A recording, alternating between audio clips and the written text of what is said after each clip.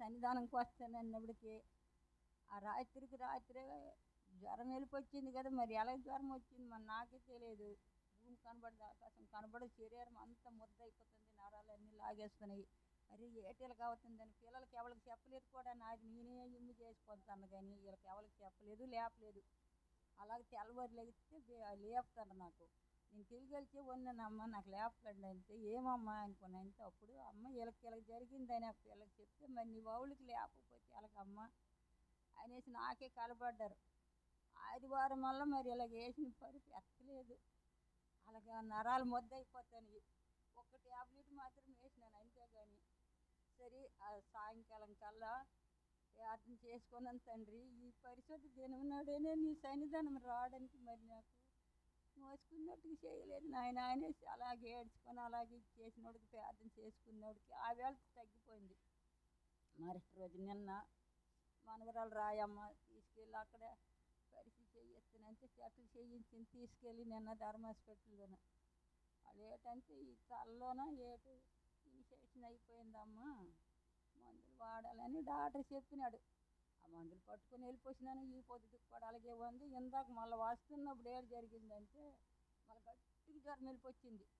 అరే ఈ పొద్దే రేపే కొత్త సంవత్సరం కలుస్తుంది, ఈ పొద్దునే వెళ్ళలేనా అని నాలో నేను ఆయన కొంతనంత తండ్రి ఏమేమి చేస్తాను అనేసి అలాగే ఏడ్చుకొని అలా కూకొని ఒక్క ట్యాబ్లెట్ నేను తెచ్చింది. ఆ ట్యాబ్లెట్ వేసినాను. ఈ కుదుపుతో వచ్చిన జ్వరం వల్ల ఈ లేటంతా రమ్మెంత జ్వరంతో లేదమ్మా నేను వెళ్తే నాకు జ్వరం వదులుతుంది అనేసి ఆ ట్యాబ్లెట్ వేసుకొని అలాగ బయలుదేరి వెళ్ళిపోతున్నాను. తిండి లేదు, ఏటీ లేదు. మరి తిండి దుక్కెళ్తే తిండి కాడ ఈ నరాలు గెరాలు ఇవన్నీ లాగేస్తాను, ముద్ద చేసేస్తాను. మరి ఏం జబ్బో ఏటో మరి ఏటి తెలియదు. వాళ్ళు పరీక్షలు చేసినారు, వాళ్ళ పరీక్షలు వాళ్ళవే, నా బాధ నాదే, ఎప్పుడు ఇదే. ఆ తండ్రి నాకు రక్షిస్తున్నాడు, అతనే నడిపిస్తున్నాడు. లేకపోతే నేను ఇక్కడికి రాలేకపోయిందని నడిచి వచ్చినానంటే అప్పటికప్పుడు జ్వరం తగ్గిందంటే దేవుడు ఎంత మహిమ చూపెట్టకపోతే నేను బతికొన్నాను. ఈ చిన్న ప్రార్థన ఆ తండ్రి పాదాలకు అప్పగించినాను. మీ అందరు దీవించి ప్రార్థన చేయండి.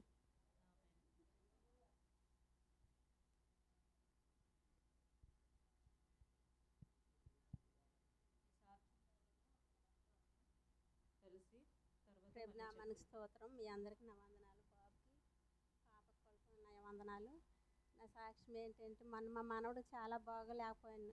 అయితే తనిచ్చిన బిడ్డలు తనిచ్చిన ఇది దీనివల్ల రూపం వంక అనేసి నేను పుట్టినప్పుడు నాయన మంచి జ్ఞానంలో పుట్టారు వాళ్ళు.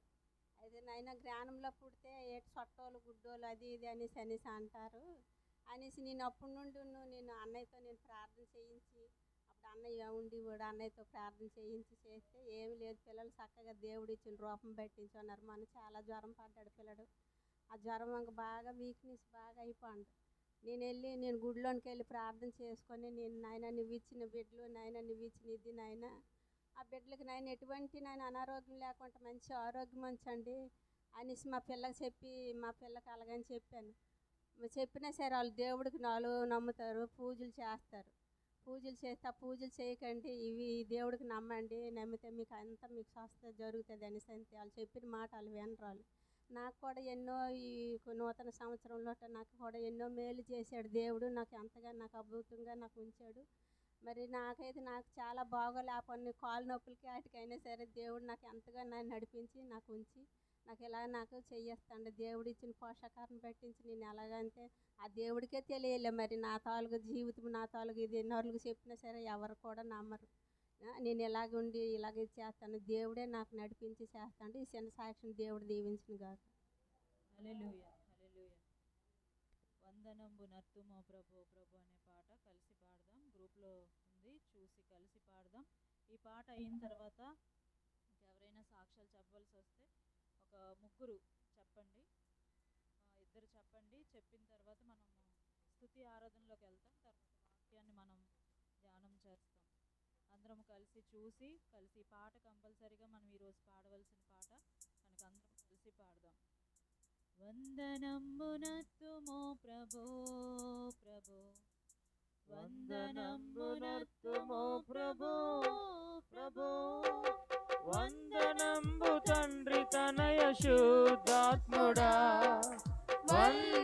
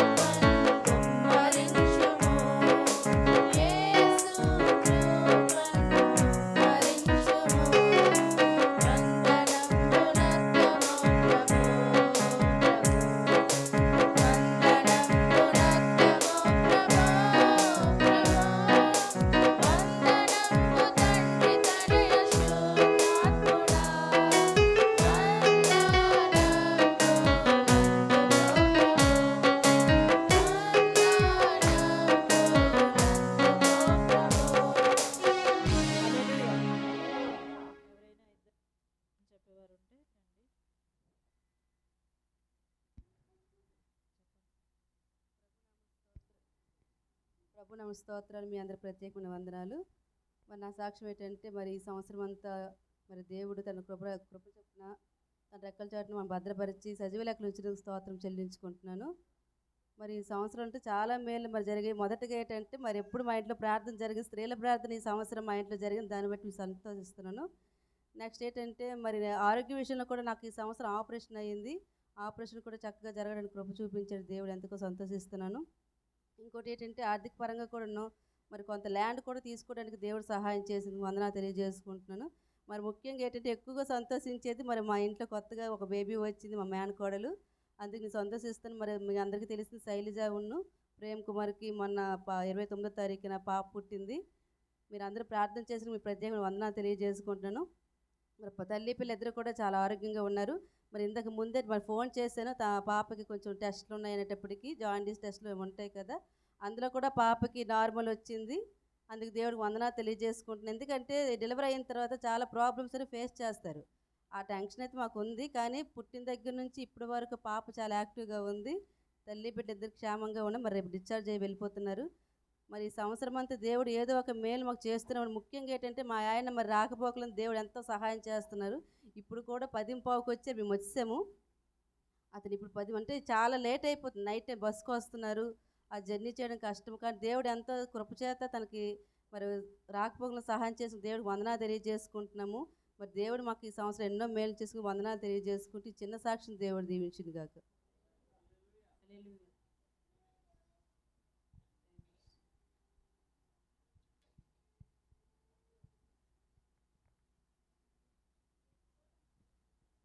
ప్రభునామానికి స్తోత్రాలు. మీ అందరికి వందనాలు. మరి గడిచిన దినములని దేవుడు మమ్మల్ని తన రెక్కల చాటున భద్రపరిచాడు. అలాగే మరి మేమైతే గతసారి ట్రాన్స్ఫర్ విషయంలోనైతే మరి శ్రీదేవి మరి మీకు అందరికి తెలుసు. మరి ఆ అమ్మ అయితే ప్రార్థన చేసింది ట్రాన్స్ఫర్ విషయంలోన, ఎంతగానో ప్రార్థన చేశారు. 2012లో మేము టెస్ట్ రాసాము, కౌన్సిలింగ్ అయింది. అప్పుడు కూడా నాకు ముందే వచ్చింది, నేను కోరుకున్న ప్లేస్ వచ్చింది. తర్వాత మళ్ళీ 9 సంవత్సరాలు సారవకోటలు చేసిన తర్వాత మళ్ళీ ట్రాన్స్ఫర్లు వచ్చాయి. అప్పుడు కూడా నాకు ముందే వచ్చింది. ఎందుకంటే ఫస్ట్ ఐటీడీలో చేసావు, మళ్ళీ ప్లెయిన్ ఏరియాకి వచ్చావు కాబట్టి మీరు కోరుకున్న దగ్గర ఇస్తారని మళ్ళీ పాతపట్నం కోరుకున్నాము. ఎప్పుడు మాకు ఈ ట్రాన్స్ఫర్ల విషయంలో పెద్దగా కష్టం అనేది తెలియలేదు. కానీ ఈ పొలిటికల్ ప్రాబ్లం అని ఎప్పుడు అనేవాళ్ళు, కానీ నాకు తెలియలేదు. ఈసారి మాత్రం తెలిసింది. అయినప్పుడు కూడా నేను ఏ చింత పడలేదు. ఎందుకంటే ఇక్కడ ప్రార్థనలు చేస్తున్నారు, ఎక్కడ దేవుడు నాకు నిర్ణయిస్తే అక్కడికే వెళ్తానులే అనేసి అనుకున్నాను. అంతమంది పిలిచి అంతమందికి ట్రాన్స్ఫర్లు అయినప్పుడు మీ ఒక్కరికే ఇక్కడ కాదు అన్నప్పుడు ఎంత బాధ అనిపిస్తుంది.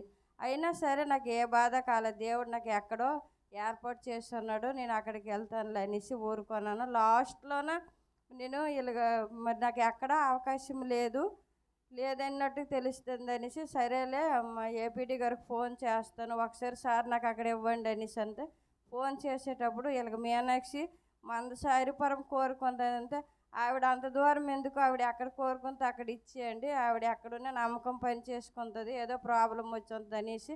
అలాగే వెంటనే నేను ఒక లెటర్ రాయలేదు, ఏమీ లేదు. ఫోన్ చేసిన వెంటనే నేను కోరుకున్న ప్లేస్ వచ్చింది, అక్కడ చక్కగా నా డ్యూటీ చేసుకుందాను. అలాగే మరి మా పాప సోనియా మరి తిట్లగడలో ఉన్నారు. వాళ్ళిద్దరు పిల్లలతోటి మా అల్లుడికి నైట్ డ్యూటీ అయినప్పటికీ మరి ఇద్దరు పిల్లలకు పెట్టుకొని తనకి దేవుడు ఎంతగానో కాచి కాపాడుతున్నాడు. ఐజాక్ డానియల్ గతసారి అయితే మందస తీసుకెళ్ళాం, చాలా బాగాలేకపోయింది. రాత్రి అంతా గుండెలు నొప్పి ఊపిరి అందలేదు. చైర్ మీద అలా కూర్చొని రాత్రి అంతా పడుకోరా నానంటే, ప్లీజ్ నేను పడుకోలేనని ఏడిస్తే చాలా బాధపడ్డాము. అయినా దేవుడు ముట్టి స్వస్థపరిచాడు. మరి మా అబ్బాయి డ్యూటీలో దేవుడు ఎంతగానో సహాయం చేస్తాడు. మా అమ్మకి మరి మనసు వెళ్ళిపోతాము, ఆరోగ్యం బాగోలేదు, ఎప్పుడు కడుపులు నొప్పిని ఎలా చేస్తామనుకున్నాము. నేను ట్రాన్స్ఫర్ వెళ్ళిపోయాను. ఇప్పుడు ఒకసారి కూడా ఆ నొప్పి అనేది రాలేదు. మా అమ్మ కూడా ఆరోగ్యం బాగుంది. చక్కగా ఉన్నందుకు దేవునికి వందనాలు, స్తోత్రాలు. తర్వాత మరి మాకు మనవరాలు పుట్టింది. మరి మా కోడలు మనవరాలు చక్కగా ఆరోగ్యంగా ఉన్నారు. మీ ప్రార్థనల వల్ల పుట్టక వెంటనే చాలా సంతోషం అనిపించింది. ఎందుకంటే ఆరోగ్యంగా ఉంది. తర్వాత డాక్టర్లు కూడా ఈ అమ్మాయి చాలా ఆరోగ్యంగా ఉంది, హెల్దీగా ఉందని చెప్పారు. దాన్ని బట్టి మేము ఎంతో సంతోషించాము. మా బిడ్డను బట్టి తల్లి కూడా ఆరోగ్యంగా ఉంది. మరి మా ఆయన నేను ఇద్దరము వెళ్తాము రాకపోకలు దేవుడు ఎంతగానో తోడుగా ఉన్నాడు. ఈ సంవత్సరం అంతా కాపాడాడు. గత సంవత్సరం కంటే మేము ట్రాన్స్ఫర్ అయ్యి వెళ్ళి వచ్చే దాంట్లో ఇంకా సంతోషము, మా దాంట్లో సమాధానం. ఇద్దరము కలిసి వెళ్తాము వస్తాము. బాబు అదే రూట్లో వెళ్తారని నాకు తెలియదు, ట్రాన్స్ఫర్ అయిన వరకు కూడా ఒకటే అని. చాలాసార్లు బాబు కారులోన వెళ్తాను వస్తాను. దేవుడు నాకు ఆ రీతిగా ఉంచాలని ఉంటే నాకు అందుకే అన్ని ఆటంకాలు అడ్డులు, ఎప్పుడు శ్రమ సాధన, ఎప్పుడు ఈ ఈ డ్యూటీ పరంగా కష్టమేనా కానీ ఇప్పుడైతే నేను సంతోషంగా వెళ్ళి వస్తూ దేవుని స్తుతించగలుగుతాము, ప్రార్థన చేసుకోగలుగుతాము, మరి వాక్యం వేసుకుంటాము. అందరి కుటుంబం అంతా సంతోషంగా దేవునిలోనే ఉన్నాము. దేవుడు మమ్మల్ని ఈ రీతికి దీవించుతున్నాడు కనుక ఇక్కడ ప్రార్థనల వల్ల ఇక్కడికి వచ్చిన తర్వాత మా పిల్లలకి పెళ్ళిళ్ళు, తర్వాత మరి వాళ్ళకి పిల్లలు అన్నీ మరి వాళ్ళ ప్రార్థనల వల్ల దేవుడు మన ప్రార్థన, మన సేవకుల ప్రార్థన దేవుడు ఆలకించి మా కుటుంబాన్ని కూడా దీవించారు, ఆశీర్వదించారు. మరి మన పాస్టర్ గారు కూడా దేవుడు మరి ఎందుకంటే మన సాక్ష్యమే కాదు, వాళ్ళ చేతుల మీదే మా పిల్లల తాలూకు మా మనవల కార్యక్రమాలు అన్నీ కూడా వాళ్ళే చేస్తున్నారు. కాబట్టి దేవునికి నామానికే మహిమ కలగాలి. మా కుటుంబం సాక్ష్యము దేవుడు దీవించునుగాక. ఆమేన్. ఈ చివరి సాక్ష్యం తర్వాత మనం స్తుతి ఆరాధన చేసుకొని వాక్యంలోకి వెళ్తాం.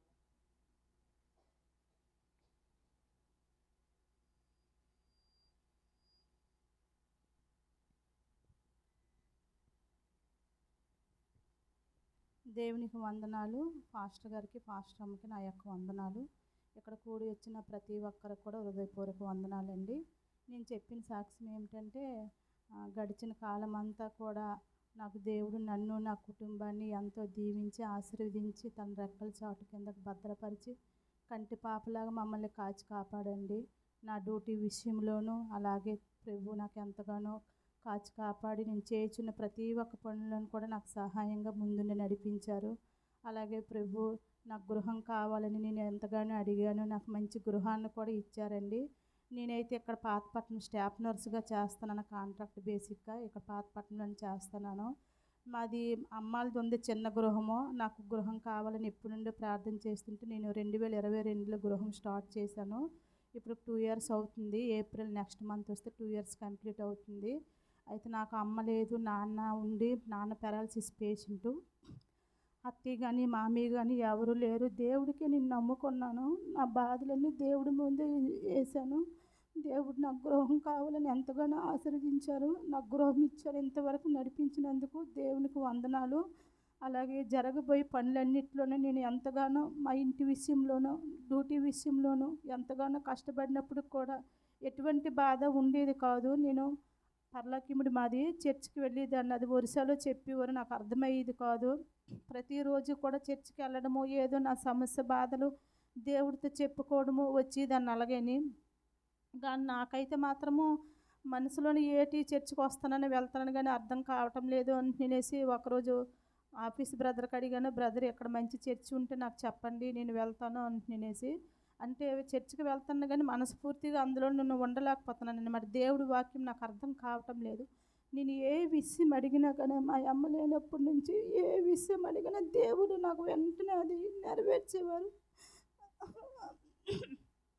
అయితే ఆఫీస్ బ్రదర్ నాకు చెప్పారు, సిస్టర్ గారు నేను ఇక్కడ తీసుకెళ్తాను రండి, మంచి చర్చ్ ఉంది రండి, మేము కూడా అక్కడికే వెళ్తాం అనుకొని చెప్పారు. ఆఫీస్ గారు నేను ఈవినింగ్ డ్యూటీ ఆ రోజు 8 గంటల నుంచి 8:30 వరకు అనమాట, 2 గంటల నుంచి 8:30 వరకు. అప్పుడు నైట్ నేను డ్యూటీ అయ్యాక 8:30కి నాకు ఇక్కడికి తీసుకొని వచ్చారు ఆఫీస్కి బ్రదరు. సిస్టర్ గారికి బ్రదర్ గారికి పరిచయం చేశారు. నేను ఆ రోజు నుంచి వచ్చాను. దేవుడి వాక్యం నాకు ఎంతో ఇక్కడికి వచ్చాక బలపరిచింది.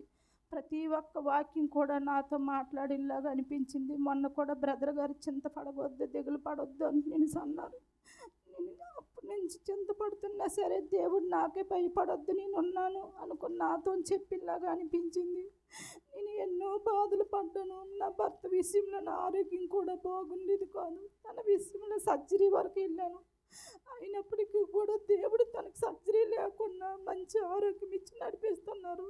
నాకంటూ ఎవరు సహాయం లేదు, పెద్దవాళ్ళ సహాయం లేదు, నాకు ఓదార్పించిన వాళ్ళు కూడా లేరు. దేవుడే నన్ను బలపరుస్తున్నాడు. ఇంకా నన్ను నా కుటుంబాన్ని ఇంకా బలపరచాలి. ఈరోజు కూడా నా కుటుంబం అంతా రావాలని ఆశపడ్డాను. అయినప్పటికి కూడా నా భర్త వచ్చి కాళ్ళు నొప్పుతో అలా కూర్చుని ఉంటే మళ్ళీ రేపు రారని నేనే వద్దన్నాను. రేపు వద్దురులేండి, నైట్ అంతా కూర్చుంటే మళ్ళీ లేవలేరు, మళ్ళీ బాధపడతారు, మళ్ళీ వాపు పెరుగుతుంది అన్నాను. సరేనంటే నేను అన్నారు. నేను ఒక్కరితోనే వచ్చాను. నాకు ఎందుకంటే ఈ చర్చికి వచ్చిన తర్వాత నేను ఎంతో మార్పు చెందాను. ప్రతి ఒక్క విషయం కూడా నాతో దేవుడు మాట్లాడుతున్న నాకు అనిపించింది.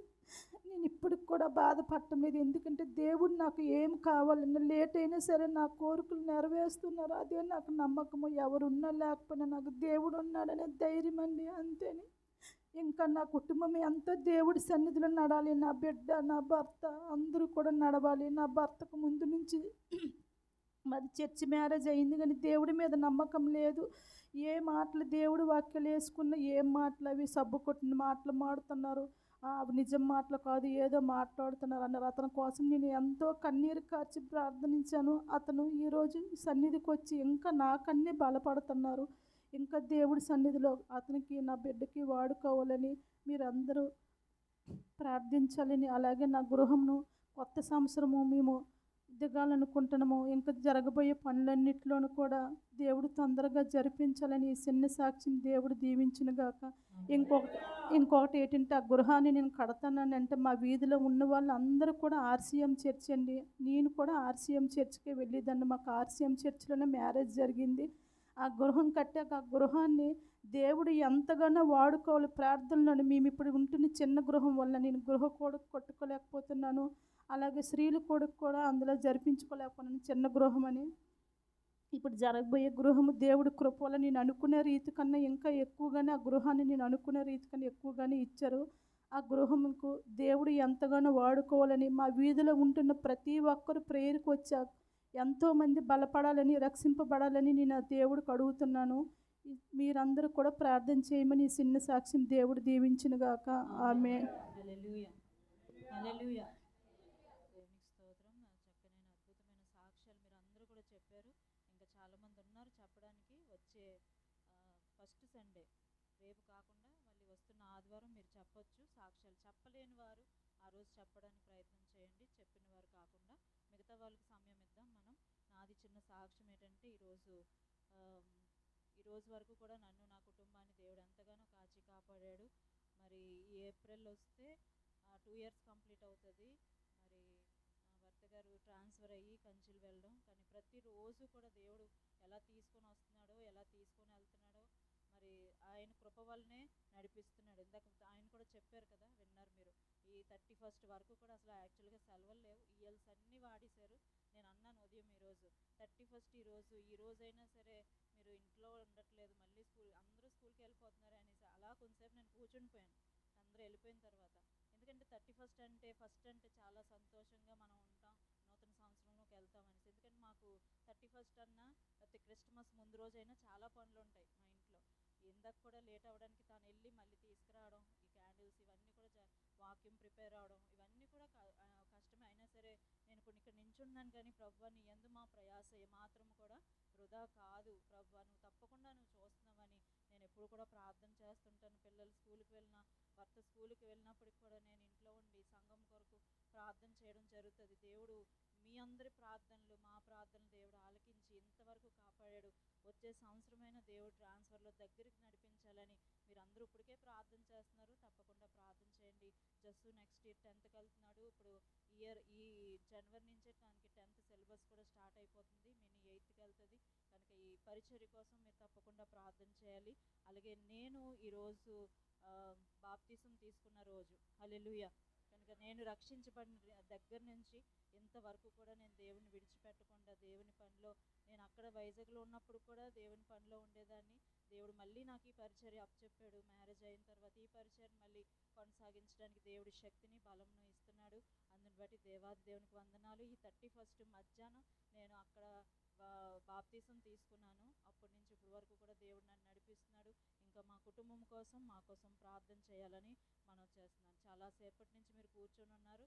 అందరం కూడా ఒకసారి లేచి నించొని దేవాది దేవుని సన్నిధానంలో ఆరాధన చేద్దాం, దేవుని స్తుతిద్దాం. దేవుడిచ్చిన ఈ దినాన్ని బట్టి దేవుని గణపరుద్దాం. ప్రభువా ఈ సంవత్సరం అంతా కూడా నన్ను, నా కుటుంబాన్ని కాపాడవయ్యా. నీ నీకు వందనాలని అందరం దేవుని స్తుతిద్దాం, దేవుని గణపడదాం. యేసయ్యా నీకు వందనాలు. ఇంకా ఒక్క గంటలోనే మనం నూతన సంవత్సరంలోనికి వెళ్ళబోతున్నాం. 11 అయింది, ఇంకా 12 వస్తే మనం నూతన సంవత్సరంలోనికి వెళ్తాం. కనుక అందరము దేవుని స్తుతిద్దామండి, గణపడదాం. యేసయ్యా నీకు వందనాలు, వందనాలు, వందనాలయ్యా. పరిశుద్ధాత్ముడా నీకే స్తుతి, స్తుతి, స్తోత్రం, స్తోత్రం, స్తోత్రం. మంచి దేవా నీకు వందనాలు చెల్లిస్తున్నాం. గొప్ప దేవా నీకు వందనాలు యేసయ్యా. సర్వశక్తిమంతుడా నీకు వందనాలు చెల్లిస్తున్నాం. నమ్మదగిన దేవా నీకు వందనాలు చెల్లిస్తున్నాం. యేసయ్యా నీకు వందనాలు. నీ బిడ్డలు చెప్పిన సాక్ష్యాలను బట్టి నీకు వందనాలు యేసయ్యా. ఇంకెంతమంది చెప్పలేదు ప్రభా, టైం లేక, కానీ వారి జీవితంలో నువ్వు ఎన్నో మేలు చేసావు ప్రభా. ఈ సంవత్సరం అంతా కూడా నీతో నడవడానికి నీ కృప చూపించావు ప్రభా. నీకు వందనాలు. నడవలేని పరిస్థితుల్లో మమ్మల్ని నడిపించావు తండ్రి. అయ్యా శక్తి లేని పరిస్థితుల్లో మాకు శక్తినిచ్చావయ్యా. బలము లేని పరిస్థితుల్లో మాకు బలం ఇచ్చావయ్యా. ఎవరేమనుకున్నప్పటికీ కూడా నేను దేవుని మందిరానికి వెళ్తానని తెగించి వచ్చిన వారు ఎంతో మంది అయ్యా ఈ సంవత్సరం వచ్చారు ప్రభా. నీకు వందనాలు యేసయ్యా. వందనాలు, వందనాలని అందరము దేవుని స్తుతిద్దాం. యేసయ్యా నీకు వందనాలు, వందనాలు, వందనాలు, వందనాలు యేసయ్యా. అయ్యా నీ కృప, నీ కృప, నీ కనికరము, అయ్యా నీ దయ మాపై ఉంచావు తండ్రి. నీకు వందనాలు, స్తోత్రాలయ్యా. అయ్యా నీవు లేనిది మేము లేం ప్రభా.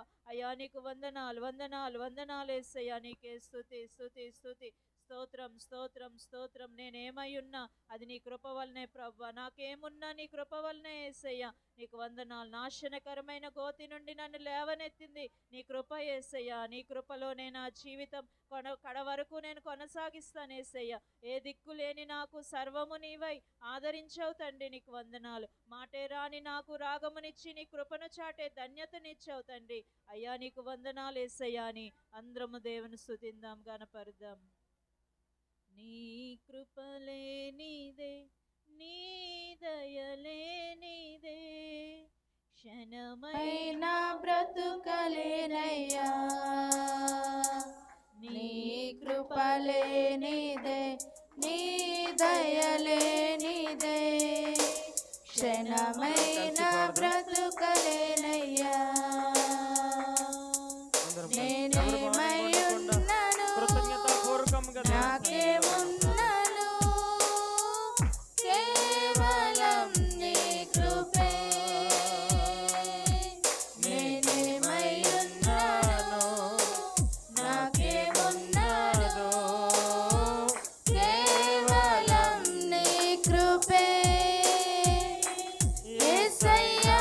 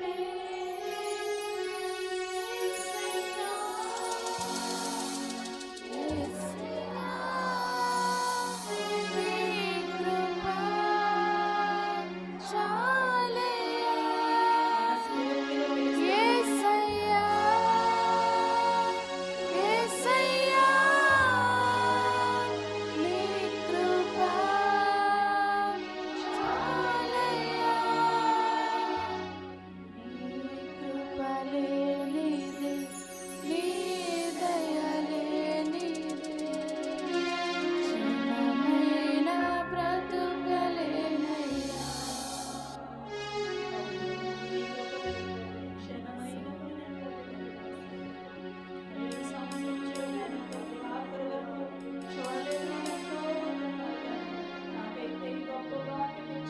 మరొక సంవత్సరంలోనికి నన్ను ప్రవేశించగలుగుతున్నాను.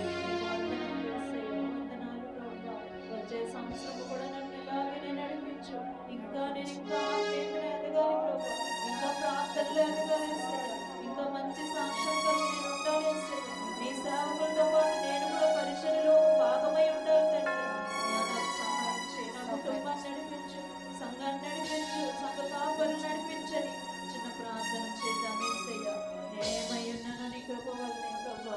అయ్యా నీకు వందనాలు. నాశనకరమైన ఊపి నుంచి నన్ను తేవనెంతో. నేను ఏ దిక్కు లేని నాకు నాయన నీవే దిక్కై నడిపిస్తున్నావు తండ్రి. అవునయ్యా నీకు వందనాలు. ఈ లోకంలో అందరూ విడిచిపెట్టినాను, విడిచిపెట్టే దేవుడు కాదయ్యా.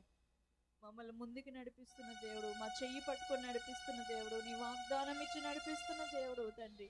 నీకు వందనాలు. ఈ సంవత్సరం అంతా కాపాడు, వచ్చే సంవత్సరం కూడా మమ్మల్ని కాపాడి ఇంకా అనేకమైన సంవత్సరాలు ప్రభు నాయన మేము చూడడానికి మాకు నీ దయా కిరీటాన్ని మాకు దయచేయండి.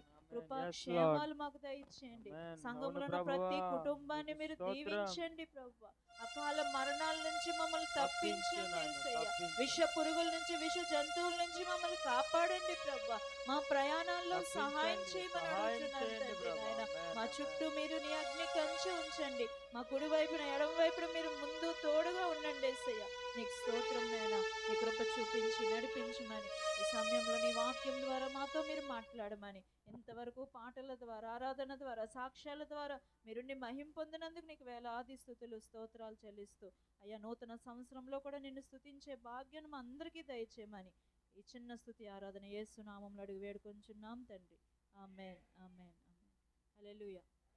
అందరం కూర్చుందాం. శ్రద్ధతో కొంతసేపు మనం వాక్యం విందాం. వాక్యం విన్న తర్వాత మనం న్యూ ఇయర్లోనికి మనం ప్రవేశించబోతున్నాం.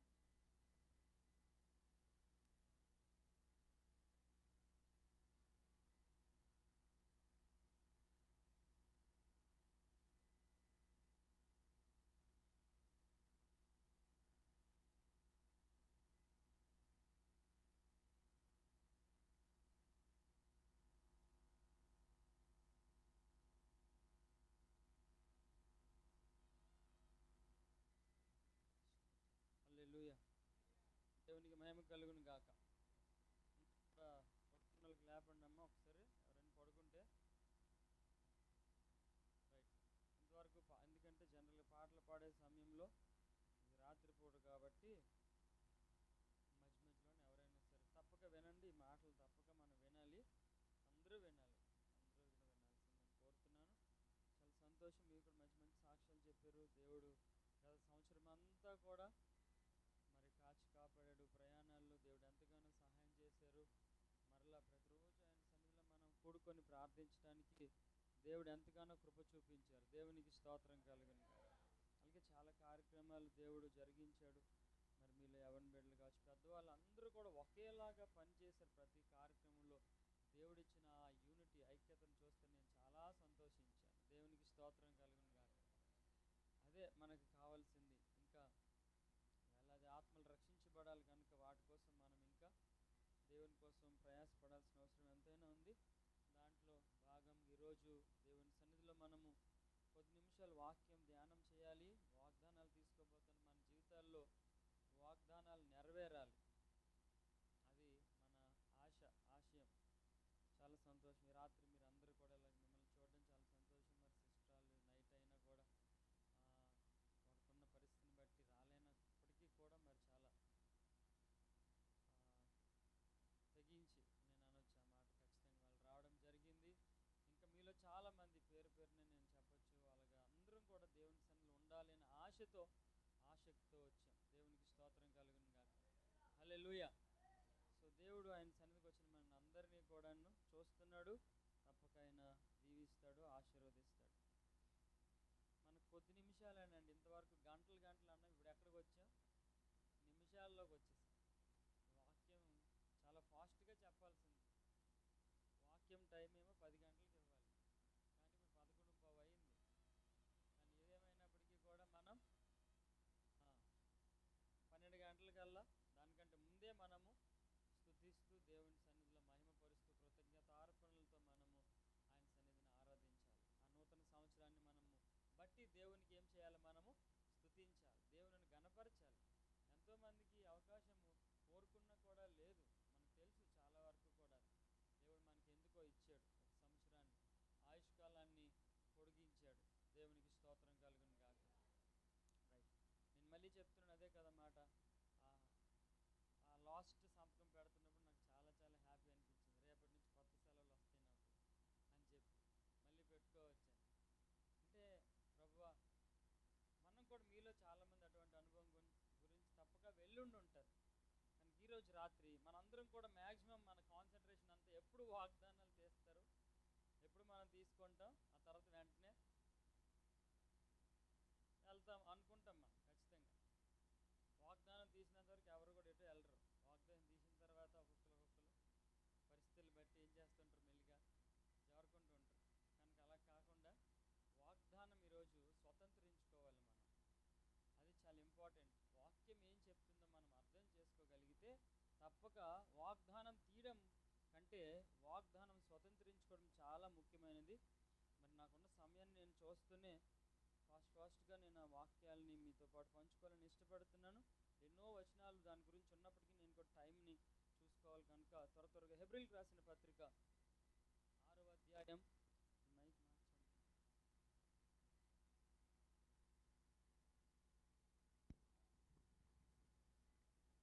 హెబ్రీయులకు రాసిన పత్రిక 6వ అధ్యాయం 13వ వచనాన్ని మనం చదువుదాం. దాని నుంచి కొన్ని మాటలు మనం జ్ఞాపకం చేసుకుందాం. మీరు అది తీసారమ్మా అందరూ కూడా? రైట్. దేవుడు అబ్రహాంతో వాగ్దానం చేసినప్పుడు తనకంటే ఏ గొప్పవాని తోడు అని ప్రమాణం చెయ్యలేక చేసి నిశ్చయముగా నేను నిన్ను ఆశీర్వదింతును, నిశ్చయముగా నిన్ను విస్తరింపచేతును, చాలండి అని చెప్పాను. సో వాగ్దానం అనగానే మనకి చాలా రకాలు ఉన్నాయి. దానికోసం నేను క్లుప్తంగా ఒక మాట చెప్తాను. వాగ్దానం అనడానికి దేవుడు మాట ఇచ్చాను. దేవుడు ఏం చెప్పాడు మనకంటే మాట ఇచ్చాడు, ప్రమాణం చేశాడు. వాగ్దానం అంటే అదే. వాగ్దానం అంటే చెప్పండి అమ్మ ఒకసారి నాకు వెనకాల నుంచి చెప్పాను. అప్పుడప్పుడు లేపండి, పెద్దవాళ్ళు కూడా వినాలి ఈ మాటలు. వాళ్ళకి ఎందుకు ఎంత కష్టపడి మనం ఇక్కడికి వచ్చింది పడుకోవడానికి కాదు. కొద్ది నిమిషాలు మనం ఇంకో నిమిషాలు పోతే కొత్త సంవత్సరాలకు వెళ్ళిపోతాం. కనుక కొద్ది ఓపిక పట్టుకొని దేవుని సన్నిధిలో మనం, ప్రభు ఏం వాక్యం నాకు ఇస్తున్నావు? మీరు పడుకొని ఉంటే వాగ్దానాలు లాటరీ కాదు. వాగ్దానాలు తీసినప్పుడు భక్తితో భయంతో దేవుని దగ్గర మనము, ప్రభువా నాకు ఏం మాట ఇస్తావు, అది నేను స్వతంత్రించుకోవాలి అని ఆశతో ఆసక్తి ఎదురు చూడాలి. దాని గురించే కొన్ని మాటలు. వాగ్దానం అంటే ఇదేం మాట అంటే దేవుడు మాట ఇవ్వడం. ఎందుకు ఇక్కడ దేవుడు ఎప్పుడైనా ప్రమాణం చేసినప్పుడు తనకంటే ఎవరు గొప్పోడు ఉండడు? ఎవరు ఉండరు కదా, దేవుడే గొప్పోడు. అంటే జనరల్గా చాలామంది మనం ఒట్టు పెట్టకూడదు, కానీ ఏం చేస్తుంటారు, అమ్మతోడో నాన్నతోడో ఇంకెవరితోడని పెద్దోళ్ళ తోడలు వేసేస్తుంటారు చూసారా చాలామంది. కనుక దేవుడే ప్రమాణం చేయాల్సి వస్తే ఎవరితోడని ప్రమాణం చేస్తాడంటే ఇంకా తనకంటే గొప్ప వాళ్ళు ఎవరు లేరు కాబట్టి ఆయనతోడనే ప్రమాణం చేస్తున్నాడు. అంటే ఎందుకు అలా పెట్టుకుంటున్నాడు? ఎవరైనా తోడు అన్నది ప్రమాణం చేసింది చెయ్యకపోతే అది ఎంత ప్రమాదమో తెలుస్తుంది కదా. చాలామంది అంటారు కదా, మీరు ఎప్పుడైనా విన్నారా ఆ మాట? అంటే ప్రమాణం చేసిన తర్వాత అది నెరవేర్చకపోతే, నా తోడు అని పెట్టుకోకపోతే, అది జరగలేదు అనుకోండి, అమ్మో చాలా భయం వేస్తుంది చాలామంది పిల్లలు కూడా. అమ్మతోడు వేస్తే పెట్టరా అంటే నువ్వు చెప్పింది చేయకపోతే వాళ్ళకి చాలా ప్రమాదం అన్నట్టు. కానీ దేవుడు చెప్పింది చేయకుండా ఉండగలుగుతాడంటే ఖచ్చితముగా నెరవేర్చి తీరుతాడు. ఆయన అంటే ఆయనకు తెలుసు కాబట్టి ఆయన తోడని ఆయన ఏం చేస్తున్నాడంటే ప్రమాణాలు చేస్తున్నాడు. అదే వాగ్దానం. వాగ్దానం ఇంకొక మాట కూడా ఉంది, to give us assurance to do something. మనకు ఒక నిశ్చయతనిస్తాడు వాగ్దానము అని అంటే, ఒక నిశ్చయత, ఖచ్చితముగా ఇది నీ పట్ల నేను జరిగిస్తాను. ఇందాక మనం చదివిన మాట అదే. ఆయన ఏమన్నాడంటే నిశ్చయముగా నేను నిన్ను, ఇంకే మనిషి అయినా సరే ఏం చెప్తాడంటే దేవుడు మిమ్మల్ని దీవించను కాక అనగల తప్ప నేను మిమ్మల్ని ఆశీర్వదిస్తానని ఎవడు అనలేడు. దేవుడే మిమ్మల్ని ఏం చేస్తాడు? మరి దేవుడు చెప్తున్నప్పుడు తనకు తాను ఏం చెప్తున్నాడంటే, నేను నిశ్చయముగా నిన్ను ఆశీర్వదిస్తాను, నా చేతిలోనే ఆశీర్వాదాలన్నీ కూడా ఉన్నాయి. కాబట్టి ఆయన ఎష్యూరెన్స్ ఇస్తున్నాడు, నిశ్చయితనిస్తున్నాడు, కన్ఫర్మేషన్, ఒక నిర్ధారణ బట్టి చెప్తున్నాడు. కనుక ఈరోజు వాగ్దానాలు తీయబోతున్న మనము ఆ వాగ్దానాలు ఎంత విలువైనవో మనకు తెలుసుకోవాలి. చాలా వాగ్దానాలు బైబిల్లో ఉన్నాయి. అవన్నీ కూడా ఎలాగున్నాయో కూడా ఒక మాట కూడా త్వరగా చూద్దాం. కొరింథీయులకు రాసిన 2వ పత్రిక 1వ అధ్యాయం 20వ వచనం. కొరింథీయులకు రాసిన 2వ పత్రిక 1:20 తీసి చదువుదాం. ఎవరో ఒకరు చదవండి త్వరగా. దేవుని వాగ్దానములు ఎన్నైనాను అవన్నీ కూడా క్రీస్తునందు అవును అన్నట్లుగానే ఉన్నవి. దేవునికి మహిమ కలుగుటకై అవి ఆయన వలన నిశ్చయములై ఉన్నాయి. దేవునికి స్తోత్రం కలుగును గాక. మీరు చాలా వాగ్దానాలు తీస్తారు కదా. ఇప్పుడు మనము గత సంవత్సరం కూడా వాగ్దానాలు తీసాం. ఆ వాగ్దానాలు అన్నీ కూడా మీ దగ్గర ఉండే ఉంటాయి, ఖచ్చితంగా చూసుకొని వచ్చి ఉన్నారు లేదా నాకు తెలియదు. కానీ ఆ వాగ్దానాలు అన్నీ కూడా ఇప్పుడు ఇంకొక వాగ్దానం ఇస్తున్నాడు. అంటే సంవత్సరంకి ఒకటి ఇస్తాడని నేను చెప్పట్లేదు, కానీ దేవుడు ఒకే వాగ్దానాన్ని పదే పదే కూడా ఇవ్వగలుగుతాడు, లేదా రోజుకొక వాగ్దానాన్ని కూడా చేయగలుగుతాడు. కారణం ఏంటంటే ఎన్ని ఉన్నా కూడా అన్నీ కూడా అవునన్నట్టుగానే ఉన్నాయంట. మనకి 1-2 మనమైతే 1-2 వాగ్దానాలు, ఇంకా ప్రభుత్వాలు ఇస్తే ఇంకొక 10-15 ఎక్స్ట్రా ఇవ్వగలవు. కానీ దేవుని వాగ్దానాలు ఎన్ని ఉన్నాయో అవన్నీ కూడా ఏంటని ఉన్నాయి? అవును, ఆమేన్. సరే, ఈ వాగ్దానాలు చాలా 2 రకాలండి ఇవి. ఒకటి కండిషనల్, ఇంకొకటి అన్కండిషనల్. కొన్ని వాగ్దానాలు కండిషనల్ వాగ్దానాలు ఉంటాయి, ఇంకొన్ని అన్కండిషనల్ వాగ్దానాలు ఉంటాయి. కండిషనల్ అంటే ఏంటంటే కొన్ని నిబంధనలు వర్తిస్తాయి దానికి ఖచ్చితంగా. అలాగ చేస్తే ఇలా దీవిస్తా అంటాడు దేవుడు, ఇలాగ చేస్తే నేను నీకు ఇలాగ ఆశీర్వదిస్తాను అంటాడు దేవుడు. ఇవి నిబంధన కలిగిన వాగ్దానాలు. అందుకే కొంతమంది జీవితాల్లో కొన్ని చెయ్యకపోవడం వల్ల కొన్ని ఆశీర్వాదాలు రావు, కొన్ని చేయడం ద్వారా కొన్ని ఆశీర్వాదాలు వారికి వాళ్ళే విప్పుతారు. అది దేవుని యొక్క సంకల్పం, దేవుని యొక్క పద్ధతి. కనుక ఈరోజు మనకు వస్తున్న వాగ్దానాలు బట్టి కూడా మనం తప్పకుండా స్వతంత్రించుకోవాలని అంటే కొన్ని పనులు చేయాలి. ఇందులో చాలా రకాలైన వాగ్దానాలు ఉన్నాయి. అవన్నిటి కోసం ఇప్పుడు నేను మాట్లాడడానికి సమయం లేదు. వాటిని క్లుప్తంగా చూడండి ఎలా చెప్తాను. కొన్ని అమూల్యమైన వాగ్దానాలు ఉన్నాయి, తప్పకుండా ఇచ్చే వాగ్దానాలు ఉన్నాయి. రెండవది, పాపముల నుంచి ఒకవేళ ఎవరైనా మారు మనసు పొంది తిరిగితే అటువంటి వారికి కూడా వాగ్దానాలు ఇస్తాడు. ఇప్పుడు ఇందులో సతీష్ ఉమా ఉండలేరు, సతీష్ ఉండలేరు, వచ్చాడు కదా, ఎక్కడికి వెళ్ళిపోయాడు? ఒకసారి ఫోన్ చేయి. ఉన్నాడా? సరే, వాళ్ళు రావాలి, కుర్రోళ్ళు అందరూ కూడా రావాలి. మెసేజ్ అయిన తర్వాత ఏదైనా సెర్చ్ చేస్తుంది. దయచేసి పిల్లండి, దేవాళ్ళకి కూడా చెప్పండి ఒకసారి. ఎందుకంటే ఇంత కష్టపడి వాగ్దానాలు తీసే టైంకి బయటకి ఎవరు వెళ్ళొద్దు, వాక్యం వినాలి అందరూ కూడా.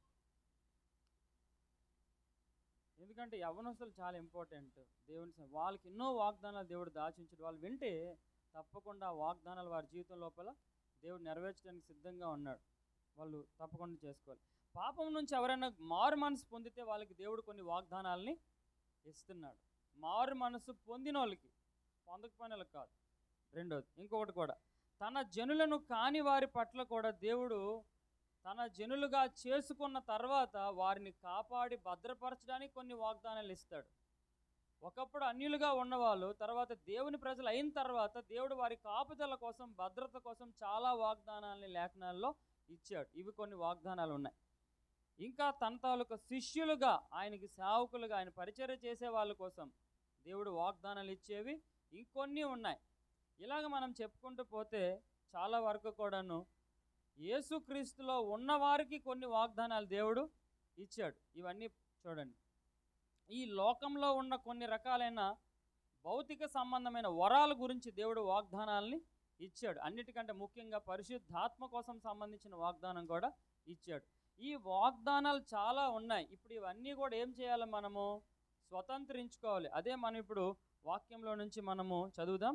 ఆ మాట మనం చదువుదాం. ఇందాక హెబ్రీయులకు రాసిన పత్రిక మీరు తీశారు కదండి, ఆ మాట ఒకసారి మళ్ళీ మనం చదువుదాం.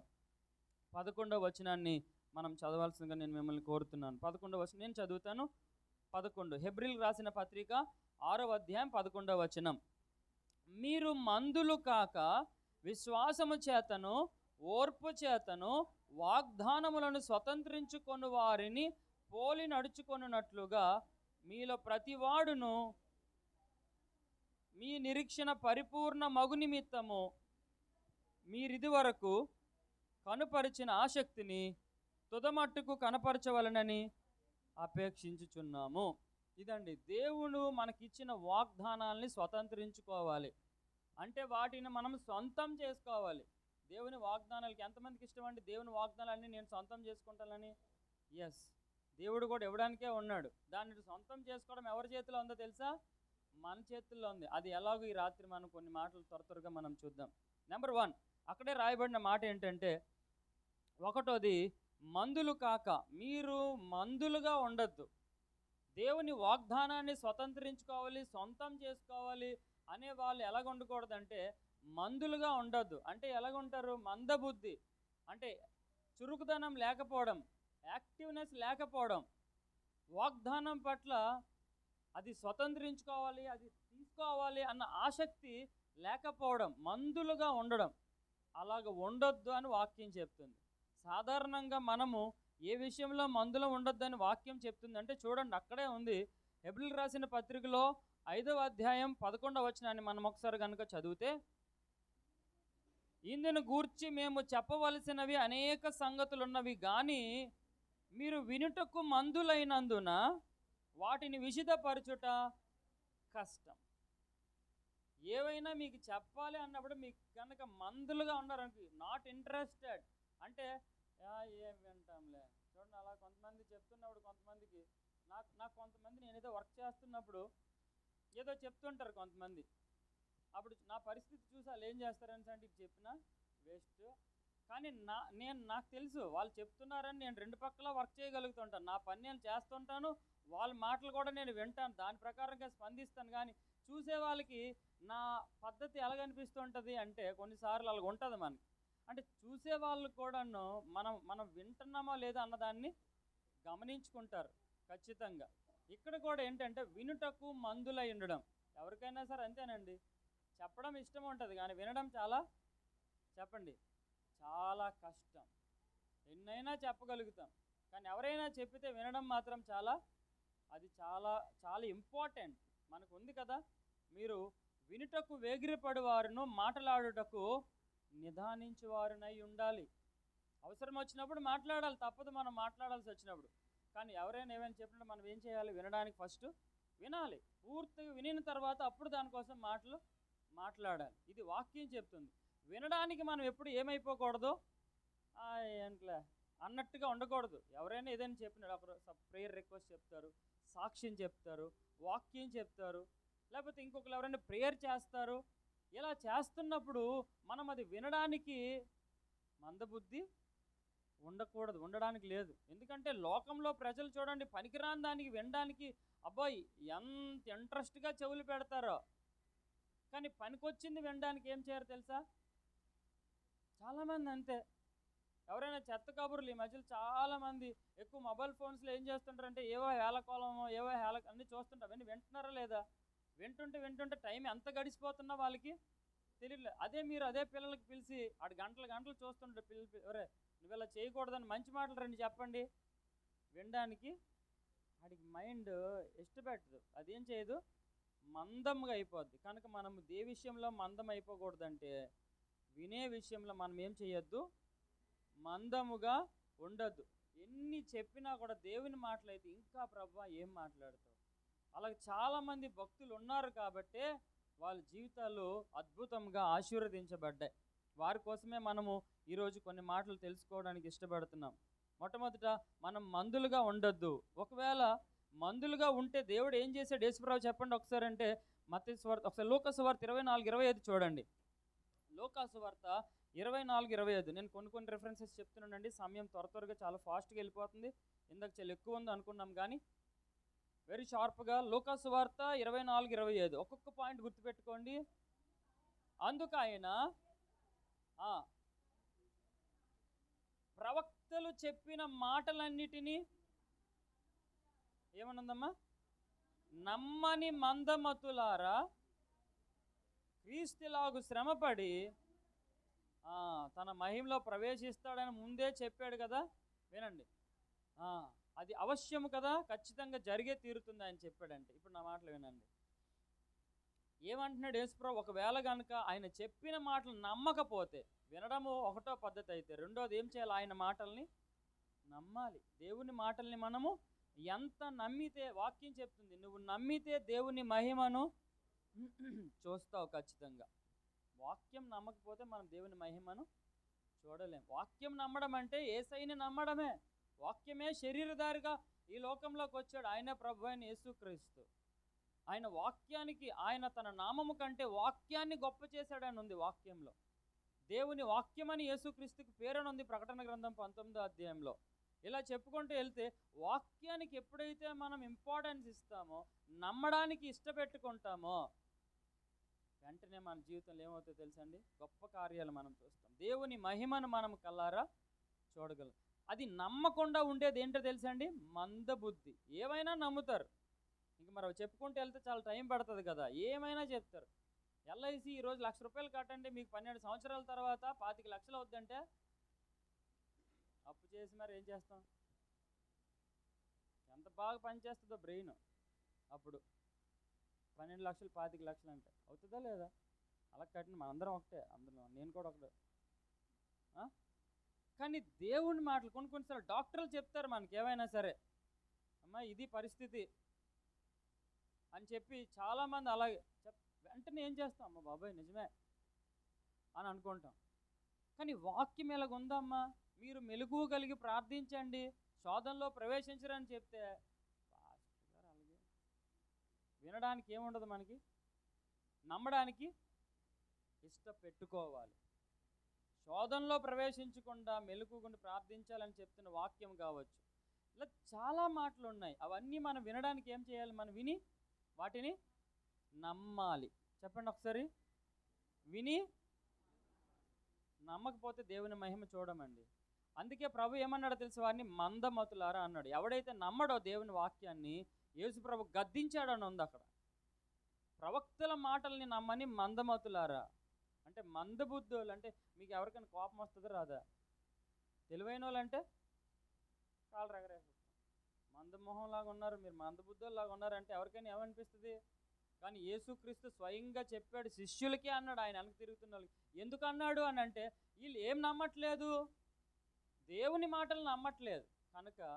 దేవుని మాటలు మనం నమ్మకపోతే వాగ్దానాన్ని స్వతంత్రించుకోలేము. అసలు ఎందుకు తీస్తున్నాం? మనము తీసింది ఏంటో దాని మీద నమ్మి ప్రార్థన చేయాలి. అసలు ముందే మనకు నమ్మకం ఉంటే ముందే సిద్ధపడుతూ మనం ప్రార్థనలో ఉంటూ దాన్ని ఏం చేస్తాం?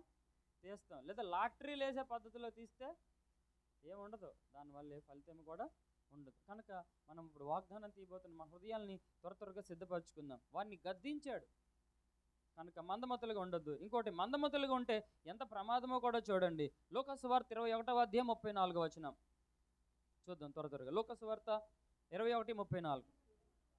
మీ హృదయములో ఒకవేళ తిండి వలనను, మత్తు వలనను, ఐహిక విచారముల వలనను ఉన్నందున, మందముగా ఉన్నందున ఆ దినము అకస్మాత్తుగా మీ మీదకి ఉరువచ్చినట్లు రాకుండా జాగ్రత్త పడాలి. ఇప్పుడు ఈ మాట నా వైపు వినండి. ఏం చేస్తున్నాడంటే, ఇప్పుడు ప్రమాదం పొంచి ఉంది. మందబుద్ధులుగా ఉన్న వాళ్ళకి ప్రమాదం పొంచి ఉంటుంది. అది తెలుసుకోవాలి మనం. చురుకుగా ఉండడం గొప్ప భాగ్యం అని చెప్తుంది వాక్యమే. ఎప్పుడు చూసినా అలాగ డిమ్ములాగా ఉండడము అది దేవుని పిల్లల లక్షణం. చురుకుగా ఉండడం గొప్ప భాగ్యం అని వాక్యమే చెప్తుంది మనకి. చాలాసార్లు ఎక్కువగా స్త్రీలకి ఈ మాటలు వాడతారు. వాళ్ళు హెబ్రీ స్త్రీలు మీ స్త్రీలు లాంటి వాళ్ళు కాదండి, వాళ్ళు చాలా చురుకైన వాళ్ళు అంటే ఇప్పుడు మనకు కూడా చెప్పొచ్చు. అది ఎప్పుడు చూసినా వాళ్ళని వాళ్ళ మీదకి తోసేయడం కాదు, మనకు కూడా అది వర్తిస్తుంది ఖచ్చితంగా. చురుకుగా ఉండడం గొప్ప భాగ్యము అని వాక్యం చెప్తుంది. ఏ విషయంలో మనం చురుకుగా ఉంటాం, ఒకవేళ ఎంత ప్రమాదమో చూడండి. చిన్నప్పుడు మీరు నేర్చుకున్న ఒక కథ ఉంది. ఆ కథ ఏంటో తెలుసు కదండి, 3 చేపలు కదా. ఒకటో చేప ఏంటో తెలుసండి, దాని పేరు సుమతి. బాగా చెప్పారమ్మా. రెండోవారు ఎవరు? కాలమతి అంట. మూడోది మందమతి. పేరులోనే ఉంది దీనికి, ఆ పేర్లు అందుకే పెట్టారు. సుమతి అంటే ఏంటంటే మంచిగా ఉండేది, ఆ చెరువులో నీరు ఎండిపోద్దని ముందే ఊహించి ఆ కాలువ నుంచి వాటర్ ఇంకొక దగ్గరికి వెళ్తున్నప్పుడు ఏం చేసిందో తెలుసా? మిగతా రెండిటితో మాట్లాడి మిగతా రెండిటికి చెప్పింది, ఇదిగో వాటర్ కొన్ని రోజులకి ఎండిపోద్ది, ఆల్రెడీ లెవెల్ తగ్గుతుంది కనుక నేను వేరే దగ్గరికి వెళ్ళిపోతాను, మీరు నాతో వస్తారా రారంటే నీకు తొందర ఎక్కువలాగా ఉంది, ఇంకెందులో వాటర్ ఉంది, వెళ్తే నువ్వు వెళ్ళు, మేము ఇందులో హాయిగా మీ ఇష్టం అని సుమతి ఏం చేసిందో తెలుసా? ఆ చేప ఈదుకుంటూ వెళ్ళిపోయింది వాటర్ సఫిషియెంట్గా ఉన్నప్పుడే. రెండో రకం ఏంటంటే కాలమతి. ఇది బాగా వాటర్ లెవెల్ తగ్గుతూ తగ్గుతూ బురద స్టార్ట్ అయిపోయింది. ఇప్పుడు ఏం చేయదు, ఈదడం కొద్దిగా కష్టమే, ఇంకా డేక్కుంటూ వెళ్ళడమే ఇది. అప్పుడు దీనికి బుద్ధి వచ్చింది, ఎవరి నాయన ఇందాక చెప్పింది అది రైటే, నిన్న మొన్న చెప్పింది, ఇప్పుడు బురద వచ్చింది అయినా కూడా కష్టపడి అప్పుడు ఏమవుతుందండి? ఒళ్ళంతా రగుడుతుందా లేదా? మరి అది ఎంత తెచ్చుకుంది, ఎందుకు ఆ కష్టము? ఎంత రక్తం పోయి ఉంటుందో ఖచ్చితంగా రగుడుకుంటూ వెళ్తుంటే. కానీ మొత్తానికి ఏదో ఒకలాగా ఆ కష్టపడకుండా ముందే వెళ్ళిపోవడం బెస్ట్. మూడోది ఏంటో తెలుసా? అది ఏంటంటే వెళ్తే నేను ఇలా ట్యాకర్లేను, ఇందులో ఇంకా నీరు ఉంది కదా, ఎవడొస్తాడు ఇప్పుడు, నాకు ఎవడు తీసుకెళ్ళిపోతాడు అని చెప్పి అందులోనే ఇంకా ఇంకా వాటర్ ఏమైంది, ఇప్పుడు ఎగురుతుంది అందులో నుంచి. ఏమి వాటర్ సరిపోవట్లేదు. చూశాడు, చూసినప్పుడు కరెక్ట్గా ఏం చేశాడు, ఏమైంది, తీసుకొని వెళ్ళాడు. తర్వాత మనకు తెలిసిందే మందబుద్ధి మంచిది. సరే, ఆ చేప సంగతి పక్కన పెడితే ఇప్పుడు మన పరిస్థితి ఇలాగే ఉంది. చూడండి, మనుషులు ఎందుకు మందమత అవుతారంటే, నెంబర్ 1 అక్కడ రాయబడింది, ఒకవేళ మీ హృదయంలో తిండి వలన మత్తు. తిండి బాగా తింటే ఏమొస్తుందో తెలుసా? అందుకే మనం ప్రార్థనలకు వచ్చినప్పుడు కానీ ఎక్కడికైనా వెళ్ళినప్పుడు కొద్దిగా తక్కువ తిని వస్తే చాలా, మనకి ఇంటికి వెళ్ళిన తర్వాత తిందాం కావాలంటే. వెళ్ళే ముందు పెద్ద వయసు వాళ్ళు కొద్దిగా వయసులు బట్టి ఆరోగ్యపరంగా ప్రాబ్లం ఉన్న వాళ్ళు వారి పక్కన పెట్టండి, వాళ్ళందరూ మన వయసు దాటిపోయారు. కొద్దిగా అవకాశం ఉన్న వాళ్ళ కోసం నేను మాట్లాడుతున్నాను, పెద్దవాళ్ళ కోసం లేకపోతే మెడిసిన్ వాడుతున్న వాళ్ళ కోసం నేను మాట్లాడట్లేదు. కానీ ఒకవేళ కనుక వీళ్ళు ఉంటే తిండి వల్ల ఏమొచ్చేస్తుంది, మనకి మత్తు వచ్చేస్తుంది. కనుక ఆ మత్తు తగ్గించుకోవాలి అంటే, ఆ మందబుద్ధి తగ్గించుకోవాలంటే ఏం చేయాలి? మనం కొద్దిగా తిండి తగ్గించడం బెటర్. తర్వాత మళ్ళీ మనం ఖాళీగా ఉన్నప్పుడు పోనీ తింటే తినొచ్చు. రెండవది ఇంకొక రకమైనది ఏంటంటే ఐహిక విచారాలు. ఐహిక విచారాలు కూడా చాలా ప్రమాదం అండి ఈ లోకంలో. ఇహలోకానికి సంబంధించిన విచారం, నిన్న కూడా మీకు నేను ఆ వాక్యాన్ని గుర్తు చేసి చాలా రకాలైన చింతల కోసం మాట్లాడాం. ఇప్పుడు మళ్ళీ నేను రిపీట్ చేయలేను దానికోసం. అంటే విచారం ఎంతసేపు చూస్తే ఏదో ఒక విచారం మనసులో పెట్టుకుంటే, ఈ భూమికి సంబంధించిన విచారాలు అన్నీ కూడా దాని గురించో దీని గురించో దేని గురించో ఏం చేస్తుంది తెలుసా? మనిషిని కదలకుండా అలాగా స్తబ్దతగా చేసేస్తుంది. ఇంకా మిమ్మల్ని ఒక్క అడుగు కూడా ముందుకి ఇలాగ అడుగేద్దామంటే విచారం గుర్తొస్తుంది. తినబుద్ధి పడుకోడు, అటు వెళ్ళడు, ఏ తెమ్మంటే తేడు, ఏ పని చేయమంటే చెయ్యరు. ఏంటిదంతా మందంగా ఎవరు చేస్తున్నారు? ఐహిక విచారాలు. ఇలాగ ఉంటే ఏం జరుగుతుందంటే అకస్మాత్తుగా ఆ రోజు మీకు ఉరి వచ్చినట్టుగా వచ్చేస్తుందంట. ఇది ఏ రాకడంటే ప్రభు రాకడ దినం ఇది. మనం మందమతుల్లాగా ఉంటే ప్రమాదం ఏమొచ్చేస్తుందో ఎప్పుడు వస్తుందో ఎవరికి కూడా తెలియదు. కాబట్టి బీ యాక్టివ్. ఎప్పుడూ కూడా ఎలాగుండాలంటే చురుకుగా ఉండాలి. చురుకుగా ఉండాలితోనే దేవుడు పని చేస్తాడు ఎప్పుడూ కూడా అనమాట. వారి ద్వారా దేవుడు గొప్ప కార్యాలను ఆయన చేస్తాడు ఖచ్చితంగా. ఈ రాత్రి నాకు చురుకుదనం ఇవ్వాలని కూడా మనం ప్రార్థన చేద్దాం. టైం కూడా దగ్గరికి వస్తుంది, మనము తొందరగా వెళ్దాం. 3 విషయాలు చెప్పాను. మనం మందులుగా ఉండొచ్చా? ఉంటే స్వతంత్రించుకుంటామా? వాగ్దానం స్వతంత్రించుకోలేం. కనుక నెక్స్ట్ ఎలాగా మనం ఏ స్టెప్ తీసుకోవాలి, అక్కడ కూడా ఇంకొక మాట ఉంది. ఇక్కడతో మనము ఈ యొక్క మాట ఆపి 2వ మాటకి వెళ్దాం. అక్కడే చూద్దాం. 6వ అధ్యాయము హెబ్రీయులకు రాసిన పత్రికలో నుంచి ఎలా మనం స్వతంత్రించుకుంటామంటే విశ్వాసం చేత. ఎలా స్వతంత్రించుకుంటాం చెప్పండి అమ్మా? విశ్వాసం చేత. మందులుగా ఉండొచ్చా? మందబుద్ధిగా అలాగ ఉండొచ్చా? మరి ఇప్పుడు ఏముండాలి మనకి అంటే విశ్వాసం చేత వాగ్దానం మనం స్వతంత్రించుకోవాలి. తీస్తాము, తీసిన తర్వాత ఇది నాకు జరుగుతుందో లేదో, ఇది ఇలాంటిది కూడా అవుతుందా, ఇవన్నీ ఏంటి? డౌట్, అనుమానం, సంశయం మాని దేవుడిచ్చిన వాగ్దానం. ఎవరిస్తున్నారు ఈ మాట అంటే దేవుడే. ఆయన కోసం రాయబడిన మాట ఏంటనంటే వాగ్దానంతో సంబంధించిన హెబ్రీయులకు రాసిన పత్రికలో మనల్ని వాగ్దానం ఇచ్చిన వాడు నమ్మదగినవాడు. చెప్పండి ఒకసారి. ఆయనను బట్టి మనం నమ్మాలి. ఆయన మాట ఇచ్చాడంటే ఖచ్చితంగా నెరవేరుస్తాడు. కాబట్టి ఇప్పుడు మనకేం కావాలి?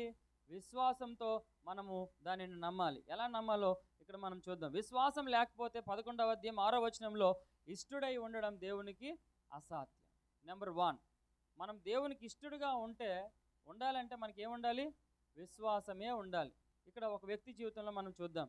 11వ అధ్యాయం 8వ వచనాన్ని మనం చూద్దాం. హెబ్రీయులకు రాసిన అమ్మా చదవండి అమ్మ త్వరగా. రైట్, నేను చదువుతాను, ఒకసారి ఉండండి, ఒకసారి టైం కలిసి వస్తుంది మనకి.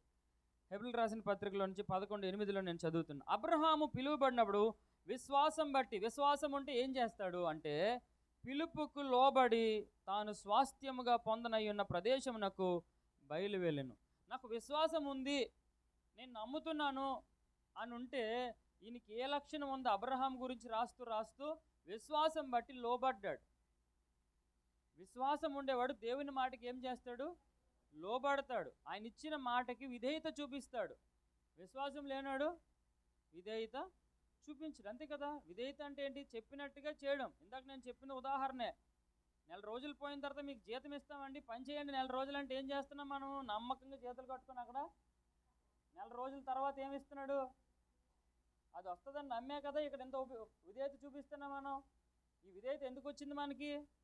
నెల రోజుల తర్వాత వచ్చే జీతమే దానికి ఫలితమే. మనం దాన్ని గుర్తుపెట్టుకుంటున్నాం. కానీ ఎక్కడ కూడా దేవుని విషయంలో కూడా మనము నమ్మితే ఖచ్చితంగా ఏం చేస్తామంటే లోబడతాం. దేవుని మాటకి లోబడతాం. దేవుని మాటకి లోబడకుండా మన వాగ్దానాన్ని స్వతంత్రించుకోలేమండి. ఏ వాగ్దానం, ఏ మాట ఇచ్చినా మనం తప్పక ప్రభువా ఇదిగో నేను నీకు లోబడతాను. చిన్న సమయాలు ఏమన్నాడు? మీ సండే స్కూల్లో చెప్పుంటారు కదా, సెలవిమ్ము నీ దాసుడు ఆలకించుచున్నాడు. దేవుడు సెలవిచ్చాడు, తర్వాత గొప్ప ప్రవక్తగా మార్చాడు, ఆశీర్వాదానికి కారణంగా చేశాడు. ఈ రాత్రికాలం మంది కూడా నేను మీకు ఈ మాట గుర్తుపెట్టుకోండి. అబ్రహాం తాలూకు కొన్ని లక్షణాలని మనము క్లుప్తంగా జ్ఞాపకం చేసుకుందాం.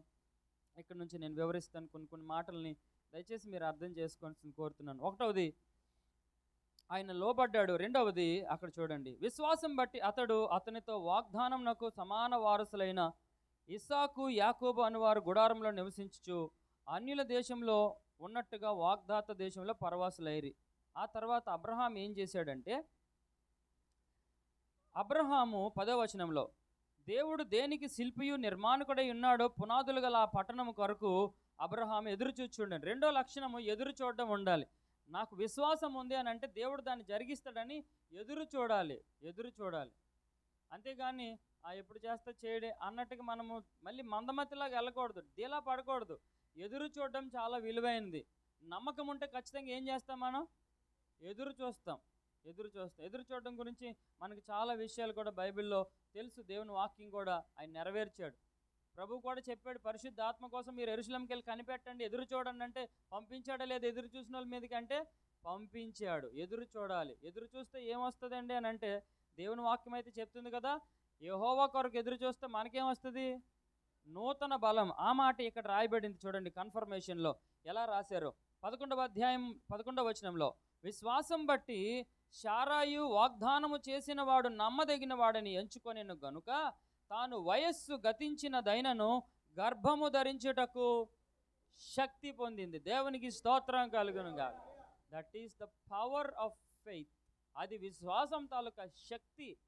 విశ్వాసం మనం తీసుకుంటుంటే మనకేమొస్తుందంటే నూతన బలం, లేని బలం మన లోపలికి వస్తుంది ఖచ్చితంగా. ఇక్కడ చూడండి, వీళ్ళు గర్భఫలం రావడం కోసము ఒకరి విశ్వాసం సరిపోలేదు. అబ్రహాము నమ్మాడు, ద సేమ్ టైం శారా కూడా దేవుని ఏం చేసింది? నమ్మింది. ఇద్దరు కలిసి దేవుని నమ్మినప్పుడు అసలు ఆమెకి గర్భము ధరించడానికి అవకాశం లేదు. ఎందుకు అవకాశం లేదో తెలుసా అండి?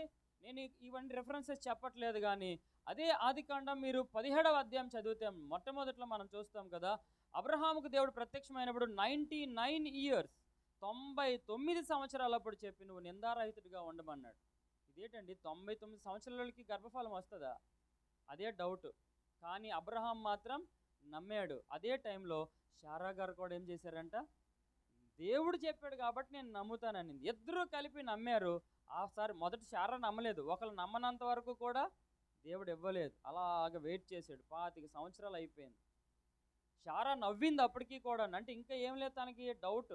కానీ అప్పుడు అంటుంది, లేదు ప్రభు నవ్వలేదు, నేను నమ్మాను, ఇదిగోండి విశ్వాసం బట్టి ఇప్పుడు నమ్మాను అనగానే నెక్స్ట్ ఇయర్ కల్లా మీ ఒడిలో ఒక బిడ్డను నేను ఉంచుతానని వాగ్దానం చేశాడు. 21వ అధ్యాయం మొదటి 2 వచనాలు చదివితే, తాను చెప్పిన మాట ప్రకారము దేవుడు శారాకి గర్భఫలాన్ని దయచేశాడు. దేవునికి స్తోత్రం కలుగును.